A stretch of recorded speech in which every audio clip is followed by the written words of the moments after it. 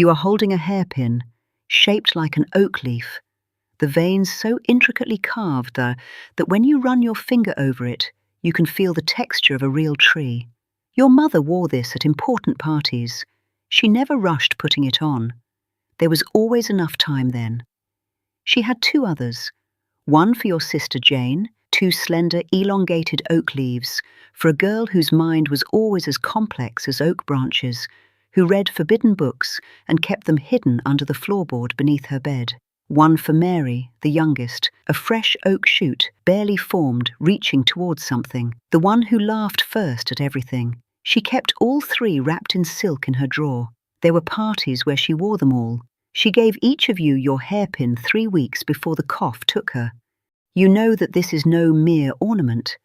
It is a silent letter. Your father lasted 8 months after that. Grief took him, maybe, or something quieter and slower that grief let in. It does not matter now. You are 19 years old. Jane is 17. Mary is 15. You all speak excellent French and German. You can play the piano. Your father's solicitor knows a family in Belgravia. They need a governess. You need 17 shillings a week. The arrangement makes itself. You have never entered through a servant's entrance before. The house is in Belgravia. Dinners, musical gatherings, tea parties. You used to attend events like these, as a guest through the front door, with someone to take your coat. That is not what this is. The housekeeper, Mrs. Briggs, shows you to your room. It is on the 3rd floor, between the night nursery and a linen cupboard. The ceiling slopes. There is a window the size of a prayer book. The bed is narrow, and the mattress speaks when you sit on it. Mrs. Briggs says, "Breakfast is at 7. The children take their lessons from 9. You will dine with the children, not the family." You say, "Of course." She looks at you the way people look at something they cannot quite categorize. Not unkind, not kind either. She leaves. You sit on the speaking mattress and look at the sloped ceiling and think, this is temporary. You will say this for years. Temporary has a way of becoming your life before you notice it happening. Someone in your family said that word about a life that became their whole life. Who were they? There are 2 children. Clara is 9 and watches everything with the careful attention of someone collecting evidence. Edmund is 7 and has already learned to charm. The wide eyes, the sudden laugh, the way he reaches for your hand in public and drops it the moment his mother enters the room. You teach them French conjugations, the kings and queens of England, the principal rivers of Europe. You correct their posture. You read to them from approved books. You take them to the park on Tuesday and Thursday afternoons, walking 2 steps behind them, close enough to intervene, far enough to be invisible. This is the work. But the work is not really the work. The work is the distance, maintaining it, measuring it constantly, close enough to be useful, far enough to remember what you are. You are not a servant. You eat with the children, not the staff. You do not carry coal or scrub floors. Your hands stay white. You are not family. You do not dine downstairs. You are not consulted. You are not introduced to guests. When the family has visitors, you take the children to the park regardless of weather. You are something in between. Victorian England has a word for this. The word is governess. It explains nothing.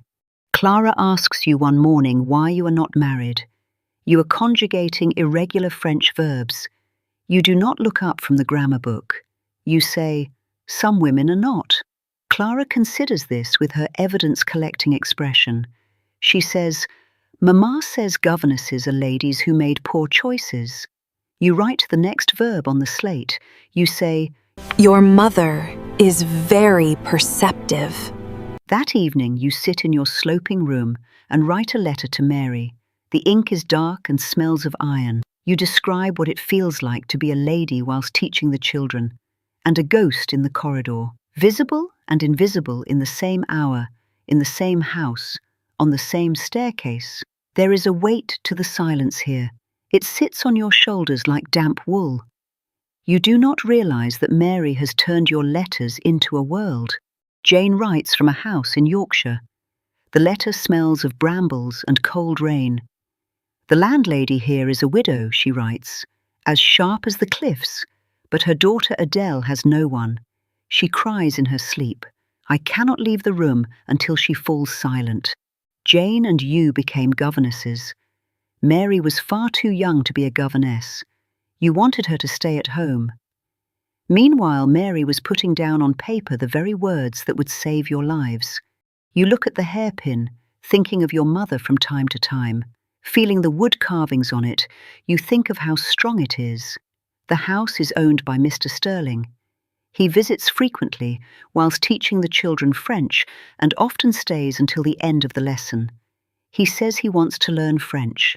Mr. Sterling is a man of few words who smokes expensive tobacco. One afternoon in October, you meet him properly in the library. He is standing at the window with a book he is not reading. The scent of cedar and rain follows him. You send a lot of letters.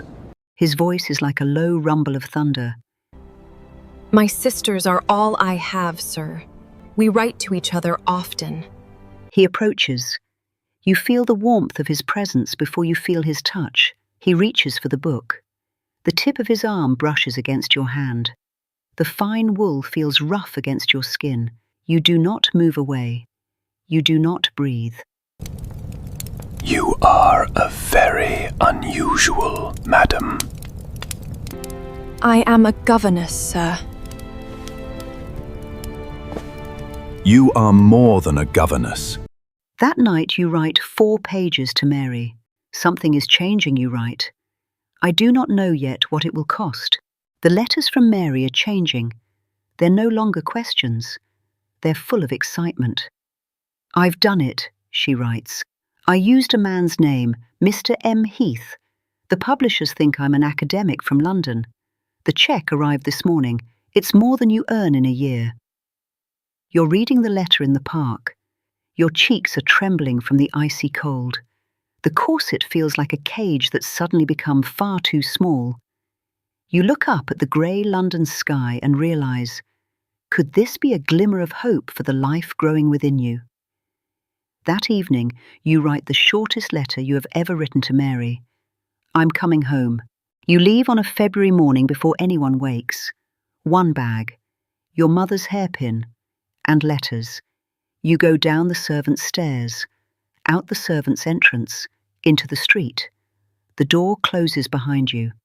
The farmhouse is 2 hours by train. Mary meets you at the station with a lamp and a coat, and no questions. She walks beside you, not 2 paces behind, not 2 paces ahead. Beside. You have not been walked beside in 5 years. The child is born in June. A boy. Small and loud and furious about being cold. Mary sits beside you on the bed afterwards and holds him while you sleep. And when you wake, she says, he has your eyes. And your mother's stubbornness, I think. You name him Thomas, after no one in particular, after the sound of it. Jane writes when she hears, she cannot come. Adele is unwell and she cannot leave her. Her letter is 3 pages long and full of love and apology in equal measure. You write back, I understand. Stay with her. She needs you. You understand better than you can say. There is a masked ball at the Sterling house. You learn this from Mary, who has learned it from the social pages of a London newspaper she reads with the same attention she reads everything. You think about this for 2 weeks. You think about it while feeding Thomas, while walking in the overgrown garden, while reading Mary's second novel, which is dedicated, with no explanation, to the women who walked 2 paces behind. You should not go. You go. Mary alters one of your mother's dresses, pale silk, the colour of winter light. You borrow a mask from a woman in the village, covering everything above your lips. You pin your mother's hairpin into your hair. The oak leaf, the carved veins. The ballroom is everything you imagined from 5 years of weekly reports. the chandelier, the flowers arranged on every surface, the music moving through the floors. You stand near the east window and watch and do not dance, and tell yourself you will leave before midnight. The clock begins to strike 12. You move towards the door. Your elbow catches a glasses on the side table. It falls. Mr. Sterling turns. Across the ballroom, through the crowd, through your mask, his eyes find the hairpin, just the hairpin, the oak leaf catching the candlelight. He crosses the room before the clock has finished striking. Outside, beside the carriage, he says, Where have you been? You say, Home. I had to go home. He says, Are you well? You say, I have a son. His name is Thomas. He is 6 months old, and he has my eyes. He is very still. You say, I am not asking you for anything. I want you to know he exists. That is all. He says, Tell me what you need. Mary's third novel is published in the spring. The reviews call Emser Heath a writer of unusual and penetrating sympathy. One reviewer writes, He understands women as if he has been one. Mary reads this aloud at the kitchen table and laughs until she cannot breathe. Thomas, 6 years old, laughs too, not knowing why, only knowing that his aunt is laughing, and that laughter is worth joining. Jane writes from Yorkshire. Adele has married. A good man, a kind house. Adele has asked Jane to come and live with them. Not as a governess, as family. Jane writes, I did not expect this. I do not know what to call it. You write back.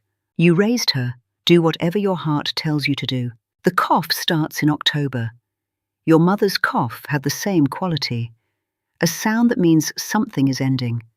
You could no longer bear that persistent cough that would not leave you alone at Mary's grave, and you collapsed. Your son carried you to bed. One evening, you take the hairpin from the drawer beside your bed. The oak leaf, the carved veins. You hold it out to Thomas. He takes it carefully. You say, If anything happens, there is a name. Mr. Sterling. Jane knows how to reach him. You will be taken care of. The cough, like your mother's, quick enough in the end.